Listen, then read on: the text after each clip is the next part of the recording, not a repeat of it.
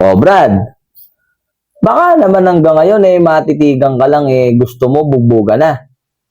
Baka naman hanggang ngayon mas mahaba pa yung oras mo sa barkada mo kesa sa pamilya mo, Brad. Baka naman hanggang ngayon puro trouble ka pa rin. Brad, hindi nakatapangan yan, Brad. Katangahan na yan, Brad. Nagkakaedad ka na. Kailangan maging mature ka. Kailangan meron kang pinagkatandaan. Brad, mahirap tumanda ng paurong. Alam mo, Brad, kung anong tunay na matapang? Yung humaharap sa responsibilidad ng buhay. Ibig sabihin, Brad, mahalin mo yung pamilya mo. Asikasuhin mo yung mga anak mo. Para pagdating ng araw, magkaroon sila ng magandang kinabukasan. At the same time, ikaw din. Mahalin mo yung kalusugan mo. Bawas-bawas na sa bisyo, Brad. Hindi tayo pabata, Brad. Papunta tayo sa hangganan. Tandaan mo yan, Brad.